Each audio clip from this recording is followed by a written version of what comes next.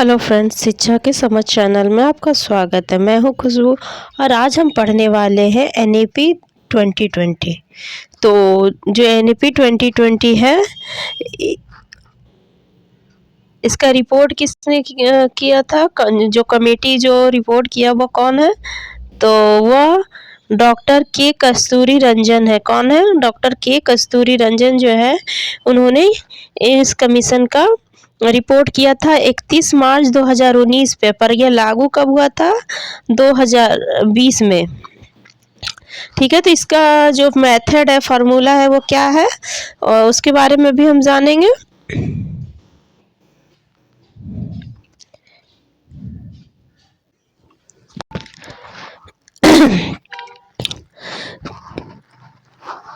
जो education ministry है,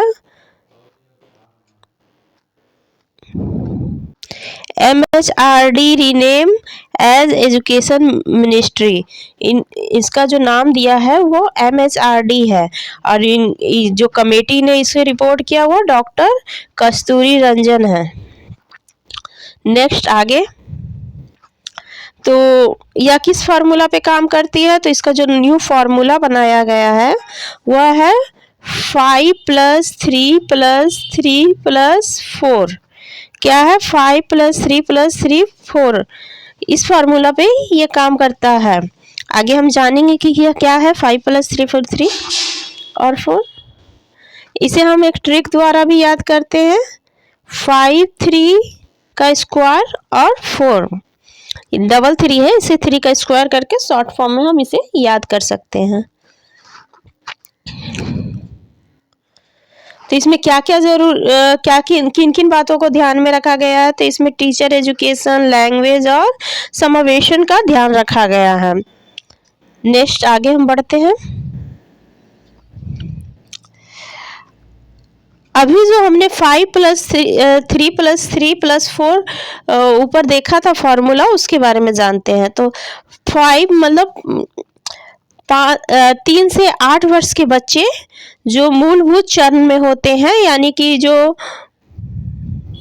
बच्चे 3 साल के होते हैं, जो आंगनवाड़ी ये सब में जाते हैं, उनके लिए है ये। तो 5 साल का उसका समय निर्धारित किया गया है। 3 से 8 साल मूलभूत चरण, जो शुरुआती स्टेज होती है बच्चों का स्कूल का, वो जैसे आंगनवाड़ी, प्ले ग्रुप, ये जो होता है उसके लिए 5 साल समय निर्धारित किया गया है। फिर 3 साल 8 से 11 प्रारंभिक चरण।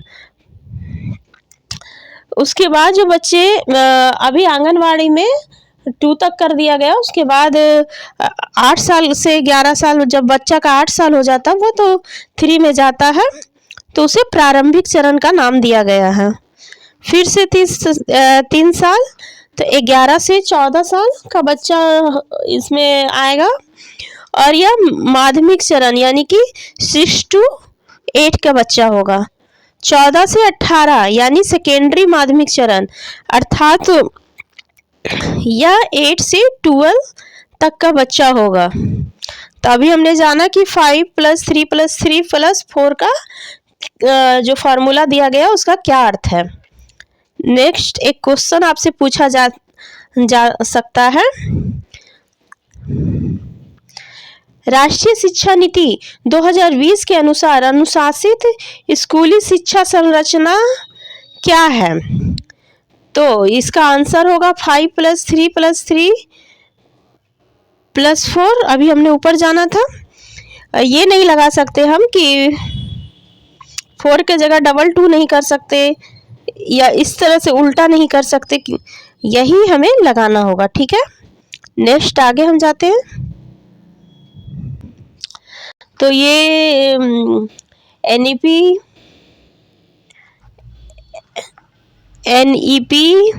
2020 का जो स्ट्रक्चर है उसके बारे में दिया हुआ है पूरा डिटेल से, तो अभी हम उसे देख लेते हैं। तो transfer curriculum and pedagogical structure.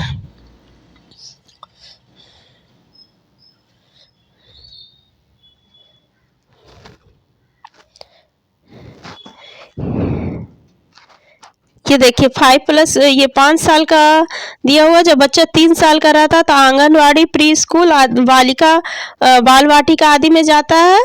और फिर जो 2 साल और दिया गया है वह 1-2 का बच्चा जो 6 से 8 साल उम्र होता है वह 1-2 में जाएगा। फिर जो 3 है उसके लिए 3 ईयर में बच्चा 3 से 5 तक जाएगा। फिर 3 एज जो दिया गया है 5-3-3 दिया है ना, तो वो 3 साल में बच्चा जो है 6 से 8 में जाएगा।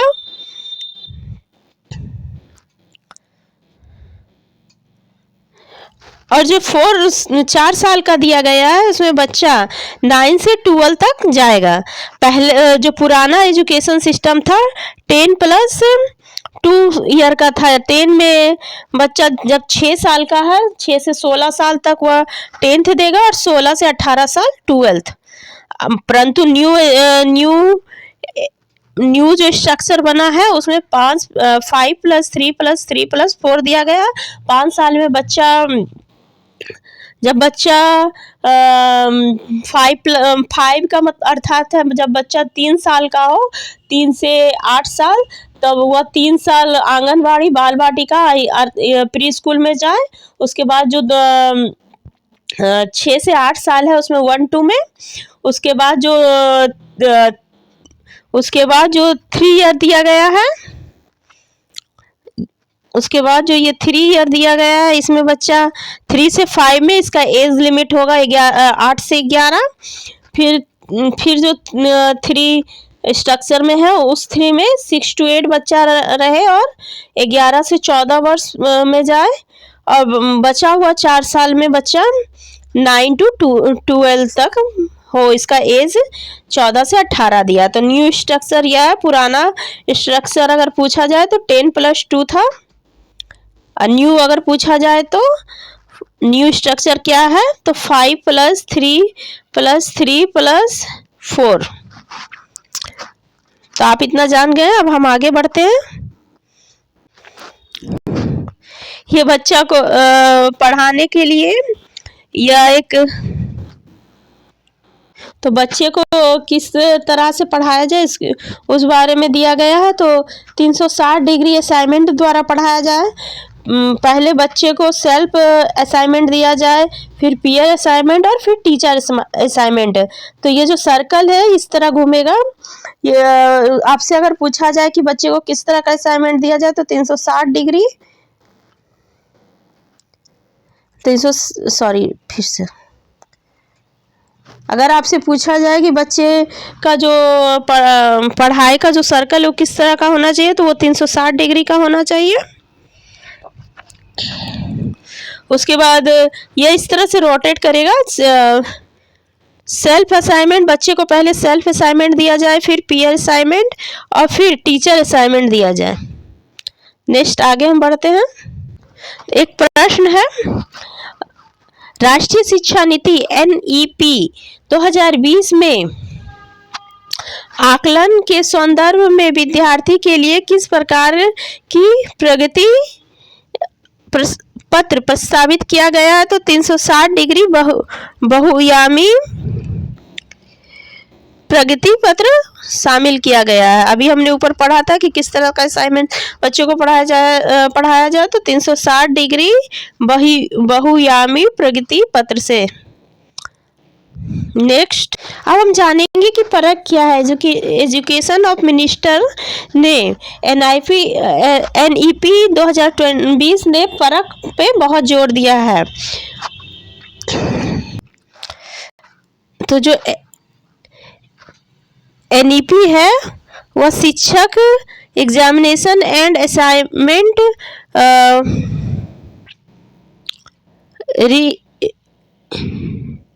रिफॉर्म्स है। तो अब परख PARAKH परख का फुल फॉर्म अगर आपसे पूछा जाए तो आप बताएंगे कि P से परफॉर्मेंस, A से असाइनमेंट, R से रिव्यू, A से एंड A से performance, assignment, review and analysis of के से नॉलेज, फॉर होलिस्टिक, एस से holistic development.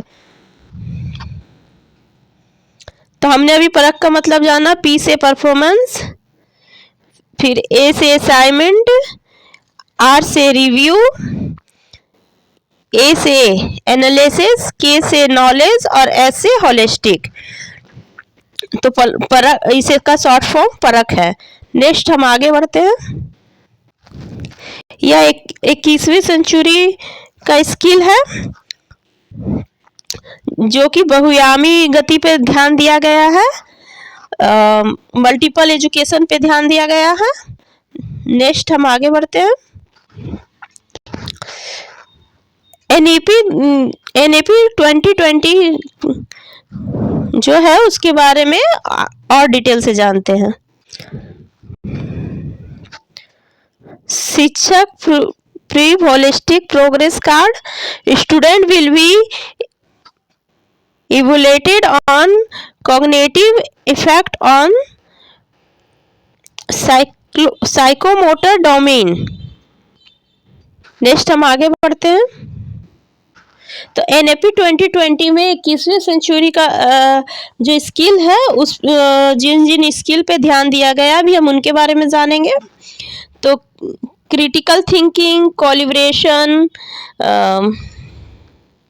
Informational literacy, technological literacy,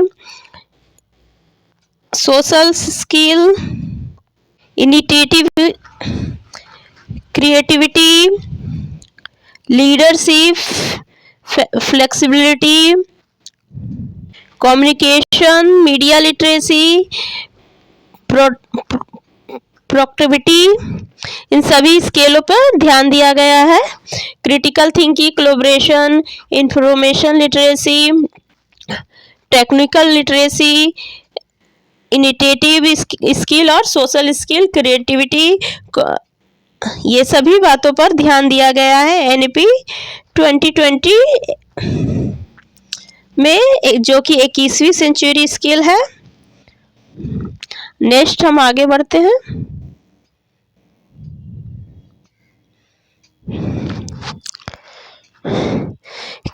critical thinking जो है उसमें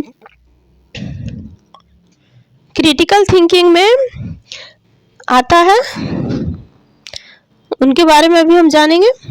अदल बदल, आस्क योरसेल्फ, गोलमोल, गैप्स इन फील, यह सब बच्चों से क्रॉस क्वेश्चनिंग बच्चों से किया जाए, बच्चों से गोलमोल करके आस्किंग कुछ क्वेश्चन पूछा जाए, इंपॉर्टेंट डिटेल्स डिबेट किया कराया जाए अदल बदल करके। इस तरह से कुछ क्रिएटिव थिंकिंग बच्चों को दिया जाए ताकि बच्चों में जो है क्रिएटिविटी एजुकेशन के प्रति रुचि आए।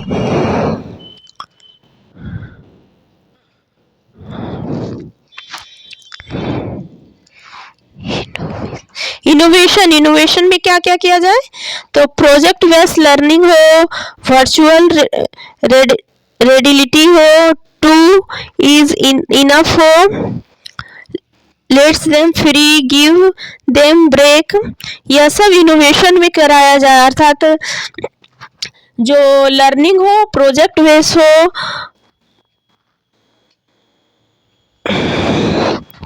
बच्चे को प्रोजेक्ट बेस्ड लर्निंग दिया जाए, तरह तरह का प्रोजेक्ट कराया जाए, वर्चुअल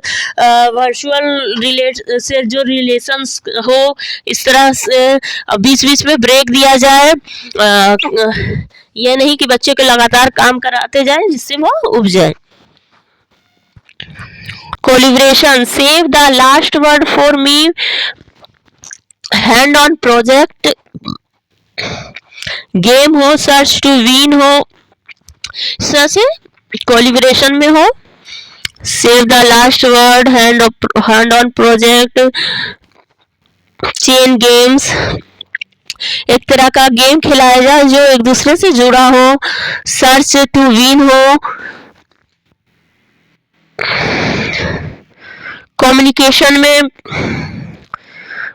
गाइड्स फॉर द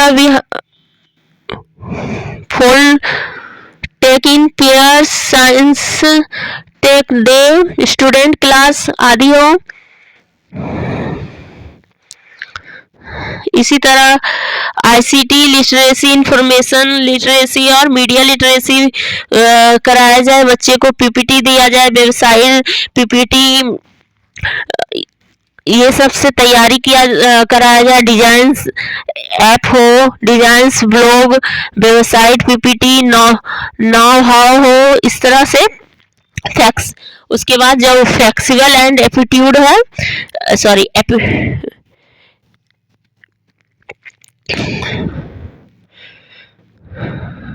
उसी तरह से इसमें भी काम कराया जाए, ये आप देख लीजिएगा। अब एक क्वेश्चन है, उसे हम कर लेते हैं। राष्ट्रीय शिक्षा नीति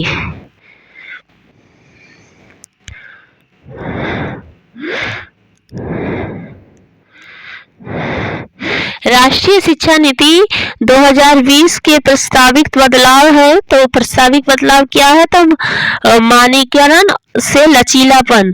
कभी भी बच्चे को स्टैंडर्डाइजेशन में नहीं पढ़ाना चाहिए, अर्थात मानकीकरण से नहीं पढ़ाना चाहिए। बच्चे को हमेशा लचीला एजुकेशन प्रदान करना चाहिए। एजुकेशन जो हो फ्लेक्सिबल हो, लचीला हो, क्रिएटिव हो, जिसमें बच्चे को रुचि। अगर उसे हम कठोर बना देंगे तो बच्चा बोर हो जाएगा।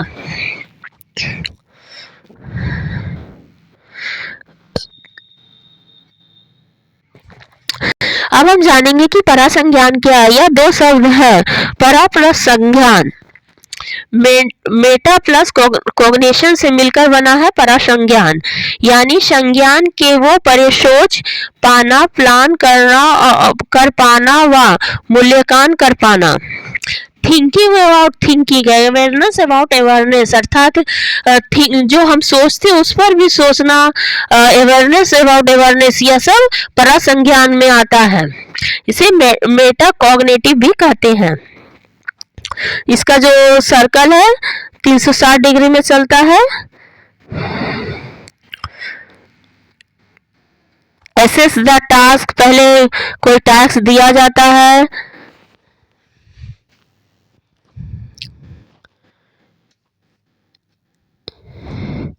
इवैल्यूएट स्पिरिट एंड वर्कनेस, फिर प्लानिंग किया जाता है, फिर अप्लाई किया जाता है उस प्लान पे, फिर रिफ्लेक्ट किया जाता है और फिर असिस्ट और टास्क में जाते हैं। तो यह एक दूसरे से चलता रहता है, इस तरह से एक सर्कल की तरह चलता रहता है। नेक्स्ट हम आगे बढ़ते हैं। Awareness the understanding of one's thought process. Awareness और जो समझ है वह एक प्रोसेस है। 4 इंपॉर्टेंट पॉइंट्स है मेटाकॉग्निशन का। प्लान ऑफ ऑर्गेनाइज,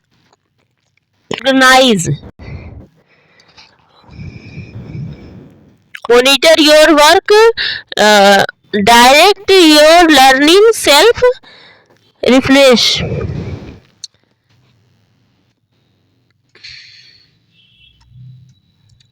तो यह 4 इंपॉर्टेंट पॉइंट है इसका, आप याद रख लीजिएगा। नेक्स्ट एक क्वेश्चन है, प्रश्न है जिसे हम कर रहे हैं। स्वयं से ज्ञात होना का ज्ञान या जागरूक क्या दर्शाता है? तो यह दर्शाता है अभिसंज्ञान। स्वयं से ज्ञात होने का ज्ञान या जागरूक क्या दर्शाता है? तो क्या दर्शाता है? अभिसंज्ञान दर्शाता है। नेक्स्ट हम आगे बढ़ते हैं।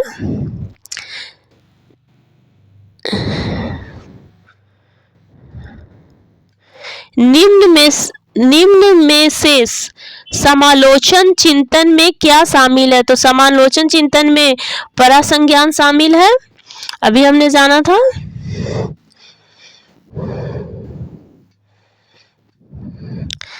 स्व जागरूकता एवं संज्ञान क्षमता का नियंत्रण जैसे योजना बनाना, समीक्षा करना और संशोधन करना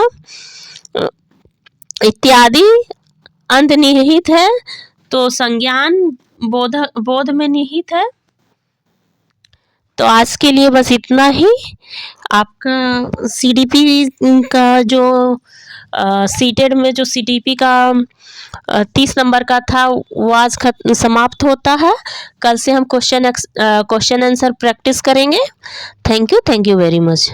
अगर आपको मेरा कॉन्सेप्ट अच्छा लगा हो तो प्लीज़ लाइक कीजिएगा, सब्सक्राइब कीजिएगा और बेल आइकन को प्रेस कीजिएगा। अगर कोई सुझाव हो इस वीडियो को सुधारने या कुछ, तो कमेंट बॉक्स में कमेंट कीजिएगा।